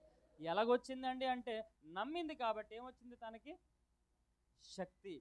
విశ్వాసానికి ఆ శక్తి ఉంది. అంటే లేనిది ఉన్నట్టుగా క్రియేట్ చేసే శక్తి దేవుని మాటకి నమ్మితే ఆ శక్తి మనకే వస్తుంది. అందుకే ప్రియులారా, దేవుని బిడ్డలంగా ఇప్పుడు వాగ్దానం మీరు తీసుకోబోతున్నారు కొంతసేపటికి, కనుక నమ్మడం నేర్చుకోవాలి, విశ్వాసం నేర్చుకోండి. అది మీకు ఏమిస్తుంది? శక్తిని ఇస్తుంది. ఇంకొక మాట కూడా నేను చూసి సగంలోనే నేను క్లోజ్ చేస్తాను, టైం అవుతుంది కాబట్టి. ఎక్కడున్నారండి మిగతా వాళ్ళు? పాస్టర్ గారు ఉన్నారా? రెడీయా? రైట్. ఇంకొక మాట నేను మీకు చూపించి ముగిస్తున్నానండి. ఓర్పు చేత, అక్కడ చూడండి, కంటిన్యూషన్లో చదువుదాం. హెబ్రీయులకు రాసిన పత్రికలో ఈ వాగ్దానం మనం తీసుకురావడం కోసము 11వ అధ్యాయం 6వ అధ్యాయంలో నుంచి ఇందాక చదివిన మాట చదువుదాం. 11వ వచనం కంటిన్యూషన్లో, ఓర్పు చేత వాగ్దానములు స్వతంత్రించుకోవాలి. ఒకటో చెప్పండి నాకు, విశ్వాసం. రెండవది ఓర్పు ఉండాలి. ఓర్పు ఏంటి? ఈ ఓర్పు కోసం ఒకసారి మాట మనం చూస్తామా? హెబ్రీయులకు రాసిన పత్రికలో 10వ అధ్యాయం మీరు 30 నుంచి 39 వచనాలు కూడా చదివితే అక్కడ ఓర్పు గురించి అద్భుతమైన మాటలు మనకి కనిపిస్తే, ఇప్పుడు అవన్నీ చదవడానికి మన సమయం లేదు, కానీ ఒక్క వచనం మాత్రం మనం చదువుదాం. హెబ్రీయులకు రాసిన పత్రిక 10వ అధ్యాయం 30వ వచనాన్ని మాత్రం మనం చదువుదాం.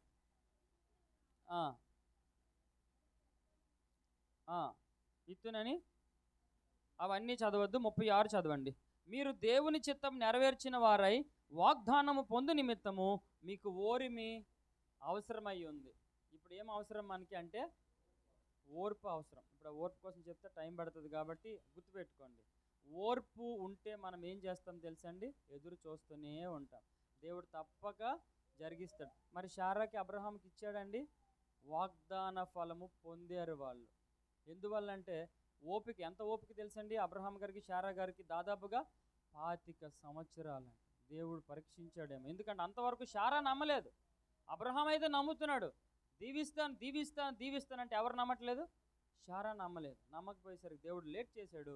చివరికి శారా కూడా, ప్రభువా నువ్వు చేయగలవు, నేను నమ్ముతున్నాను, మేమిద్దరం నమ్ముతున్నాం అనగానే దేవుడు ఓపెన్ చేసినప్పుడు తన వాగ్దానం ఏదైతే ఉందో ఇస్సాకు వారికి నవ్వును దేవుడు కలిగించాడు. దేవునికి స్తోత్రం కలుగును గాక. ఈ రాత్రి దేవుడు మీరు తీసుకుంటున్న ప్రతి వాగ్దానాన్ని దేవుడు మీ జీవితంలో నెరవేర్చాలి. ఇంకా చాలా మాటలు ఉన్నప్పటికీ నేను తర్వాత ప్రభుత్వమైన సమయం బట్టి నేను వివరించడానికి ఇష్టపడుతున్నాను. గుర్తుపెట్టుకోండి. ఒకటోది, వాగ్దానం స్వతంత్రించుకోవాలి. నేను సొంతం చేసుకోవాలంటే ఏం ఉండకూడదు? మనకి ఉండద్దు. మరి ఏముండాలి మనకి? రెండవది ఓర్పు. అవి మనం హృదయంలో పెట్టుకుంటున్న దేవుని సన్నిధిలో కృతజ్ఞతాపూర్వకంగా మనం నూతన సంవత్సరంలోకి వెళ్దాం. తల వంచి కళ్ళు మూసుకుందాం. కొద్ది నిమిషాలు మనం దేవుణ్ణి స్తుతిద్దాం. తండ్రి నీకు స్తోత్రం. ఆయన ఎన్ని వాగ్దానాలు ఉన్నాయో అన్నీ నెరవేర్చగల సమర్థుడు కనుక భయపడద్దు, కలవరపడద్దు. ప్రతి వాగ్దానాన్ని దేవుడు నీ పట్ల, నా పట్ల, మన అందరి పట్ల నెరవేర్చడానికి ఆయన సమర్థుడై ఉన్నాడు, శక్తిమంతుడై ఉన్నాడు. అన్నిటికంటే ముఖ్యంగా మాట ఇచ్చి నెరవేర్చే దేవుడు ఆయన, నమ్మదగిన దేవుడు కనుక ఆయన నమ్మండి. నమ్మితే దేవుని మహిమ చూస్తాం. ఏ వాగ్దానం దేవుడు మీకు ఇస్తున్నాడో ఖచ్చితంగా అది మీ జీవితంలోకి నెరవేర్చడానికి దేవుడు ఇష్టపడుతున్నాడు. అలాంటి వాగ్దానాలు ఎన్నో మా జీవితంలో దేవుడు జరిగించాడు. ఎందుకంటే అది దేవుని మాట. మనం తీస్తున్న మాట దేవుని మాట. గుర్తుపెట్టుకోండి. చిన్న పదానికి కూడా దేవుని మాటకి శక్తి ఉంది. కారణం, ఆకాశం భూమి గతించిపోతాయి కానీ నా మాటలో ఒక్క పొల్లు కూడా గతించదని వాగ్దానం చెప్తున్నాడు. అలాగైతే మీకు ఇచ్చిన వాగ్దానంలో ఎన్నో అక్షరాలు ఉన్నాయి. అందులో ప్రతి అక్షరం, ప్రతి కొమ్ము, ప్రతి సున్నా కూడా శక్తివంతమైనదే దేవుని వాగ్దానంలో నుంచి. కనుక శక్తివంతంగా రిసీవ్ చేసుకోండి. కనిపెడదాం దేవుని వాగ్దానం కోసం, స్తుతిస్తాం. మనల్ని కొంతసేపు మీకు ప్రార్థనలు నడిపిస్తారు. తండ్రి నీకు స్తోత్రం.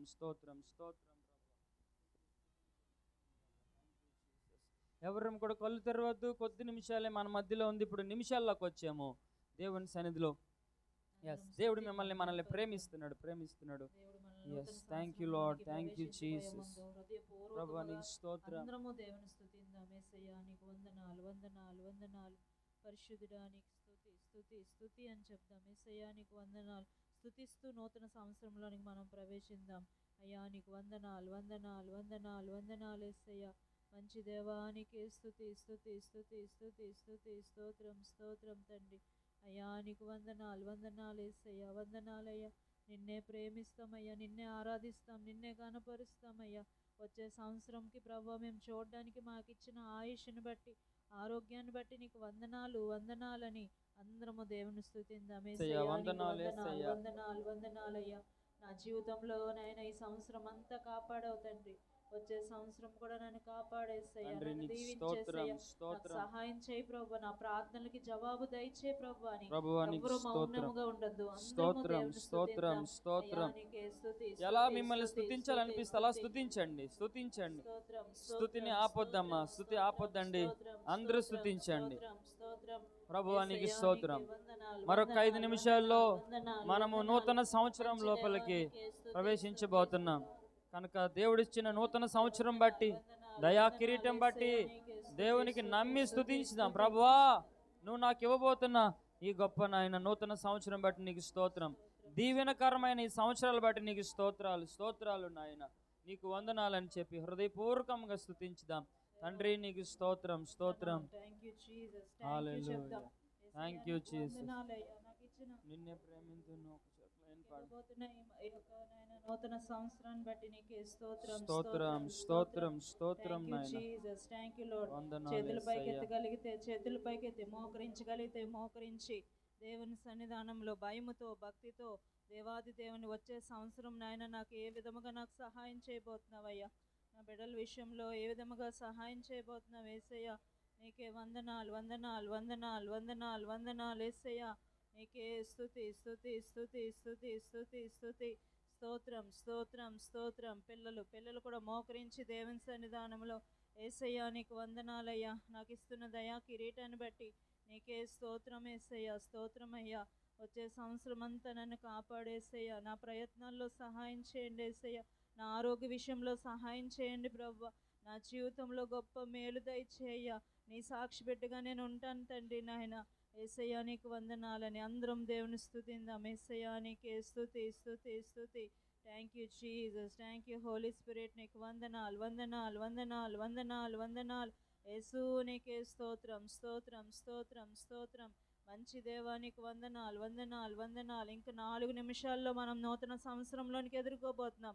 అందరము దేవుని స్తుతిందాం కన్నీటితో. యేసయ్యా నాకు ఇస్తున్న సంవత్సరాన్ని బట్టి నీకు వందనాలయ్యా. అయ్యా, నా జీవితంలో నువ్వు చేస్తున్న మేలుని బట్టి నీకు వందనాలు. నేను నా కుటుంబము నూతన సంవత్సరంలోనికి అడుగు పెట్టడానికి నీ కృపను నాకు ఇస్తున్నావు తండ్రి. నీకు వందనాలు యేసయ్యా. వందనాలు యేసయ్యా. Thank you Jesus. నీకు వందనాలు ప్రభువా. వందనాలు యేసయ్యా. పరిశుద్ధుడా నీకు వందనాలు యేసయ్యా. Thank you holy spirit. నీకు స్తోత్రం నాయన. అయ్యా, మాకు నాయన నీ మందిరంలో నుండి నూతన సంవత్సరంలోనికి ఎదుర్కోవడానికి నాకు సహాయం చేసావు ప్రభువా. నాయన నీకు వందనాలు యేసయ్యా. అయ్యా, ఎంత గొప్ప భాగ్యం నాకు ఇచ్చావు తండ్రి నాయన. అయ్యా, వచ్చే సంవత్సరంలో నాకు సహాయం చేయ్యా. నా జీవితంలో నేను అడిగినవి నాకు దయచే ప్రభువా. నూతనమైన మేలు చేత నన్ను నింపేసయ్యా. అయ్యా, నీ కార్యాలు నా జీవితంలో జరిగించండి. నీ అద్భుత కార్యాలు నా జీవితంలో జరిగించండి ప్రభువా. నీకే స్తోత్రం తండ్రి యేసయ్యా. నీకే వందనాలు. అయ్యా నీకు స్తోత్రం. ఇంకా 3 నిమిషాల్లో మనం దేవుని సన్నిధానంలో అడుగుదాం. దేవుని సన్నిధానంలో అయ్యా నీ నాయన నా జీవితం అంతా నీ సాక్షిగా ఉంటాను. వచ్చే సంవత్సరంలో కొన్ని తీర్మానాలు తీసుకోండి. ఈ సమయంలోనే ప్రభువాన్ని నేను ఎదుగుతానయ్యా, వాక్యంలో ఎదుగుతానేసయ్యా, నీ సాక్షి బిడ్డగా నేను జీవిస్తానేసయ్యా. దినదినము నీకు దగ్గరగా నేను జీవిస్తానేసయ్యా. ఎందుకంటే నాకు ఆయుష్ ఇస్తున్నావు, నాకు ఆరోగ్యం ఇస్తున్నావు ప్రభు. నా జీవితంలో ఎన్నో మేలులు చేసావు తండ్రి. నీకు వందనాలు. పరిశుద్ధుడా నీకే స్తుతి.